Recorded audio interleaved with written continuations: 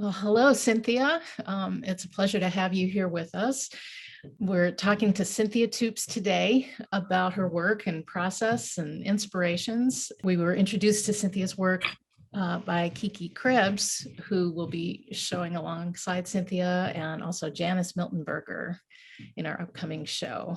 My name is Deborah Rosinski. I'm Executive Director of Bainbridge Arts and Crafts, and it's our pleasure to be talking to you today and to learn more about how you approach your amazing micro mosaic pieces and your beadwork. If you could start by giving us a little bit of your background and how you started doing what you're doing now. Okay, well, thank you for having me. I actually started in the sciences. I have a degree in biology. And then my parents paid for my tuition. So they said, I can't take art. Art you can learn on your own. So I did a year of grad school and followed my husband out to Seattle. And then I thought, well, I'm gonna start taking art classes and I can pay and do like work study. So I went to the Faculty of Visual Arts and I started taking some drawing design classes, and then got into University of Washington and did my BFA in printmaking. And then after graduation, kind of had to work. So it was kind of a hiatus from art. I tried to do printmaking at night, but that was kind of hard to do because I was doing these silk screens with like 30, 40 layers, and that just didn't work. And I would be working like months into a piece and it was no good. And I should have quit like weeks ago. So, but I kept kind of persisting in it. And then we were visiting my sisters, I think, in Hong Kong, and they were playing with this material called polymer clay, Fimo, which is one of the brands. So I started playing with it, and when I came back to the States, I saw it at a bead store, and then I started looking at beads, and then I came across Lois Dubin's The History of Beads, and both Dan and I got really addicted to beads, and we needed to kind of have some income so we can buy these great beads. So then we started making beads, selling them, making jewelry, selling them. And basically that's how I got into jewelry. Kind of, I didn't take any jewelry classes at UW and wish I had, but the lucky thing was Ramona Solberg was in the Bead Society. So we had joined the Bead Society so we could sell, our work, and got to know Ramona and got to meet some other artists. And then I think she traded a piece of her fibula, a couple of fibulas for one of my mosaics. And the mosaic was lying by the phone, by her phone. And Libby and Joanne from Mobilia came by, and they were at her house and they saw the mosaics and then contacted me and asked me to be in the gallery. And that's how it was kind of strange and great. That's how that whole jewelry started. I'm really taken with the diligence and the level of detail and the incredible precision there is in your work. You're working with such tiny pieces, and I'm curious what kind of tools you use. Are you working under a magnifying glass? I mean, your micro mosaics are so micro. Well, I kind of developed the micro mosaic process in polymer clay. I didn't really know how they did it in glass, so I kind of just guessed on my own. I knew I had to make teeny little bits to set into the mosaic, but basically I use very little tool. The most important is probably a pair of tweezers, kind of this fine tweezers, a razor blade, just basic razor blade, and then a pin, and the pin I use to scratch the design on the clay, just a little sewing pin. And basically, that's all I needed. I guess I already had an oven, convection oven to bake the pieces in.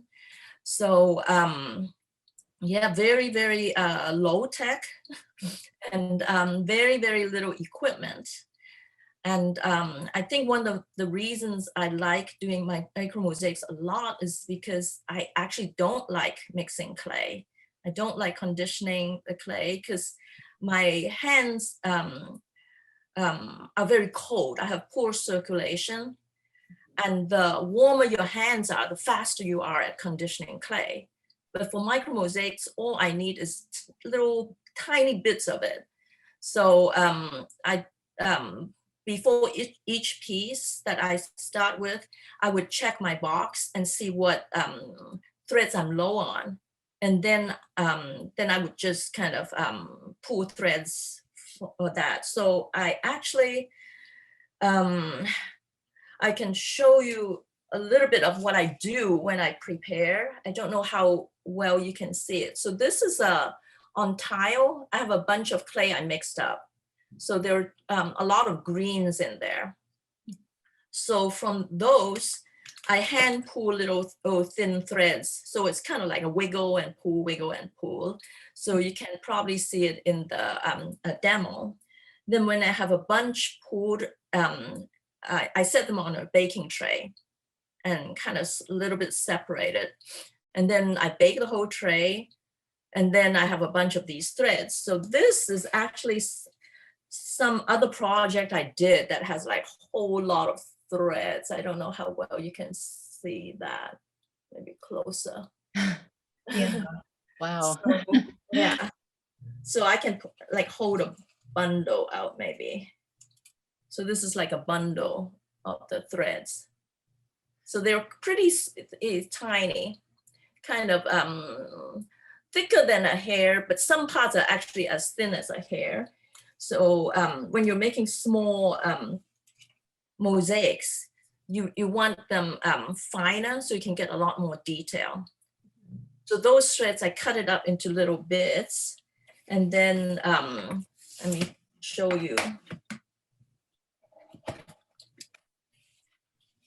my mosaic box. So this is my mosaic box with all the little threads there.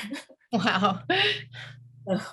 And I always kind of semi-joke that if I drop this box and everything spills, that's when it's time to retire. But I don't know whether you can see, but this is a box with all the, like a bunch of threads in there. So, and then when I do the mosaic, like the piece I'm wearing, I don't actually have a silver bezel, but normally I start with a silver bezel. So this one is a little cast bezel my friend made. Chuck Domitrovich, or Domitrovich, he changed his pronunciation. But anyway, Chuck, we've known each other a long time. He actually started collaborating with my husband, Dan, before we got together. And so, but everything has to be done in the bezel. All the soldering has to be done. So if it's a brooch, you have to have the pin back already attached, because you can't reheat it, you know, or you can't put the mosaic on in the flame once you've done that. But you can certainly rivet or, you know, do other stuff. So I just press unbaked clay into the base of the bezel.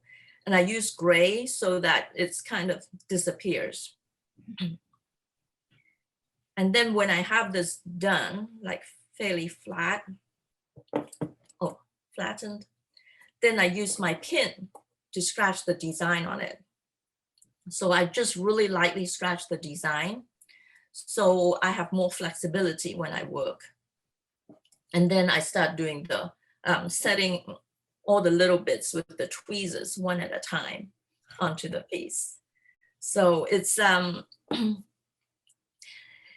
a small piece doesn't take that long, but sometimes the part that takes a long time is sketching the design on the clay. I normally don't do a sketch that I work from. I sketch directly on the clay with the sewing pin, because it's very tedious to try and duplicate something. But if I'm doing a portrait of someone, then I have to do that. But normally it's kind of freestyle work. It's kind of like I'm drawing, but using little bits to draw. And so when you have the whole piece done and the way you like, I would kind of press and make sure everything is flat. And then, and you asked whether I use any magnifying tools. I actually don't for many, many years. And then now my eyes have some problem. So I try to wear the kind of, I don't know, magnifier, but I don't really like to do that. So once in a while I'll do it. But what I actually do is when it's finished, I use my cell phone, take a picture of it, and then I enlarge it and see where there's any areas I need to fix, and then do the alteration, and then I bake it. And the oven for polymer clay is only like 250 degrees Fahrenheit. And for the whole piece, I bake 30 minutes. The threads, when it's that little, and I'm doing like a single layer of it, I can bake it for like 15 minutes and it's fine. And when I'm in a teaching situation and there's a lot of students kind of using the oven, then we kind of stack all the threads, and then we bake it like 15 minutes and then bake another tray and keep going. So, and after the piece is cool out of the oven, then I lacquer it. So, and then it's done. So. You create such wonderfully expressive characters, and they really tell stories. I mean, they could be children's book characters very easily. Where does your inspiration come from for the imagery? It depends on the piece, and sometimes it's influenced by the bezels the metalsmith gives me. Characters, usually it just comes out. I would just, once I put the clay on the surface, because of my hands, it might leave a little fingerprint residue or something on it. And then as I look at it, I will see faces. So and sometimes I don't. When I see the faces, then it goes quickly. If I don't, then I kind of try to sketch, smooth it out, and keep going until I see something. I wanted to ask you about a piece that you did that also came out of COVID, the first generation necklace piece that you made. That is just so rich with information. If you could describe what was behind that in your process of making. That one, I don't do many political pieces. Once in a while, when I feel very strongly about some issue, then I would work on it. And this one is more about racism, because with President Trump, for the first time, I felt I wasn't welcomed. And also when the COVID came, he would call it the China flu, and I mean, lots of negative things about immigrants. So that's kind of started me thinking about this piece and how much first generation immigrants have contributed to the country.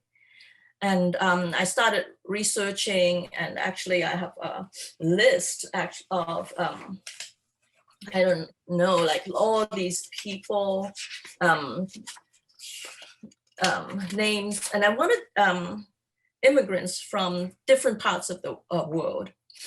And it was very easy to find names of celebrities like musicians, sports stars, actors, actresses. But then I also wanted to include regular people. So it's like, how could I even find that information? So I just started asking friends about their ancestors and when they came to the country, where did they come from, what did they do. So so that was kind of interesting. My husband Dan, of course, who's not only he works with me, but he also does a lot of the background stuff, all the computer stuff, because I am so bad with technology. And then Chuck Nomitrovich, we've collaborated a long time, and Nancy, of course. And then Nancy Bonema, and also Juan Reyes, Dana Casara, and Virginia Causey. So they've all influenced me with their work and challenged me with their work, and also their lack of understanding of deadlines is actually really good, and it kind of forces me to work fast and think quickly. But I do appreciate all of their help, and in other shows, and especially in this show. Most micro mosaic work I've seen uses or comes out of a glass tradition using rods that are cut on cross section. So I've Yes. never seen anyone work the way that you do, using, threads kind of on their sides. So it's really beautiful texture that it gets from the way you use the clay. I actually, years after I've been doing the polymer micro mosaics, I finally found a class in Venice that taught glass micro mosaics. So I thought, oh, I have to take the class. So both Dan and I went, and we pulled stringers out of glass. And but the pieces we were doing were maybe like the size of that tile. It was more like maybe 2 by 2 inches, so pretty big. And I didn't want to do that. I mean, I did a biggish piece, and then I went and gathered all the bits on the floor, the teeny stringers that no one was using. And then I used it for my tiny glass micro mosaic. And we did place it vertically. Since it was a Venetian micro mosaic, they didn't grout it like the Roman and Florentine micro mosaic. They just leave it bare. But before I went to Venice, I actually tried to set my polymer clay threads vertically and to try and do it. And I have done a couple that way. And then I tried, I didn't know the Venetians didn't grout it at the time. So I grouted my pieces, the polymer pieces that I did vertically. And then I found out that it doesn't actually look like a mosaic when I grout the polymer. Okay, I have one last question for you. That looks like a pasta maker next to you. Is that something you use for rolling out slabs? I do. Well, I almost everyone in polymer clay has a pasta machine, and I actually didn't for the first 7 years I was working with polymer. And then what they use it for is like conditioning the clay. So they would soften the clay, and then they would put a few different colors together, and they run it through the pasta machine to mix the colors together. And then there's other techniques you can do with it. For me, I don't really use it for conditioning clay at all. And I don't really use it for mixing colors. What I do is sometimes I use it to make sheets of the clay. And then like the piece, the first generation piece, I rolled it through the pasta machine to get these sheets. And also for mosaic work, I think some of the beads actually have some, and I think the wall pieces have some mosaic tiles. And those are made with sheets cut into little squares and set into the clay instead of my long threads. So that's mainly what I use the pasta machine for. Cynthia, this is really great to talk to you. And I so appreciate the time you've taken to share some insights about your work and inspirations and process. Thank you so much. And we look forward to having your work in the gallery. Thank you very much, and I'm very excited to visit the show. Be sure not to miss Illuminations, featuring 3 amazing artists, KK Krebs, Janice Miltenberger, and Cynthia Toops at Bainbridge Arts and Crafts from August 6th through August 29th.